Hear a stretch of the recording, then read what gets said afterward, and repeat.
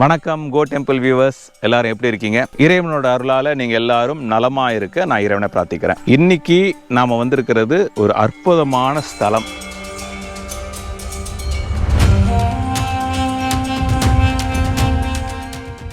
உலகத்திலேயே வேற எங்கேயுமே இந்த மாதிரி ஒரு ஆலயத்தை நீங்க பார்த்திருக்கவே முடியாது. அப்படிப்பட்ட ஆலயத்துக்கு தான் நம்ம வந்திருக்கோம். இது எங்க இருக்கு அப்படின்றத பத்தியும் நம்ம சொல்ல போறோம். முதல்ல எனக்கு பின்னாடி தெரியுது பாருங்க, இப்படி ஒரு அமைப்பு உள்ள இந்த ஆலயத்தை நீங்க முதல் முறையா வேற எங்கேயுமே பார்த்திருக்க முடியாது. கோ டெம்பிள் வியூவர்ஸ்க்காக ஒரு பிரத்யேக காட்சியாக இன்னைக்கு நம்ம இங்க வந்திருக்கோம். இந்த கோயில் சாவித்ரி தேவிக்கு கட்டப்பட்ட ஒரு ஆலயம். பராசக்தியோடைய அவதாரம் தான் சாவித்ரி தேவி. இவங்க சத்தியவான்ன்ற ஒரு புருஷனை கட்டிக்கிட்டு அவனுக்கு உயிர் காலம் கொஞ்ச நாள் தான் இருக்கும்னு சொல்லியும் அவங்க கல்யாணம் பண்ணிக்கிட்டாங்க. யமதர்மன் அந்த காலம் முடிஞ்ச உடனே வராரு. வந்த உடனே உயிரை பறிக்கிறதுக்கு வராரு. அந்த உயிரை மீட்டெடுத்த ஒரு அற்புதமான பெண் தெய்வம் தான் சாவித்திரி.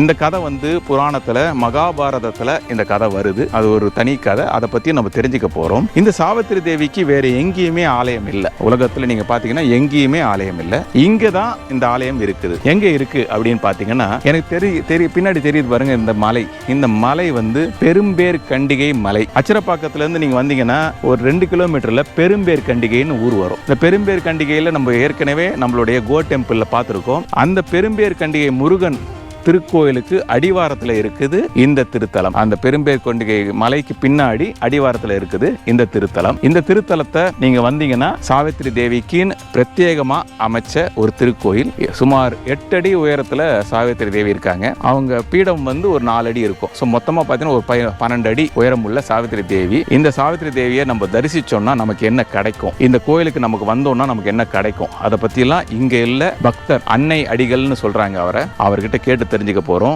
இந்த கோயில்ல எனக்கு வந்த உடனே ஒரு அமைதி கிடைச்சது. ஏன் இந்த அமைதி இங்க கிடைக்குது அப்படின்னா, நீங்க பாண்டிச்சேரியில அரவிந்தர் மதர் அன்னை அப்படின்னு நம்ம செல்லமா அழைப்போம். அவங்களுடைய டிவோட்டி கட்டின கோயில் இது. ஸோ அரவிந்தர் இந்த சாவித்திரி தேவியை பத்தி 24,000 வரிகள் எழுதி ஒரு புத்தகமே எழுதியிருக்கிறாரு. அவர் யோக நிலையில சாவித்திரியை எப்படி நம்ம வழிபடணும் அப்படின்றத பத்தி எழுதியிருக்காரு. கொஞ்சம் இது இங்கிலீஷ்ல இருக்கும்.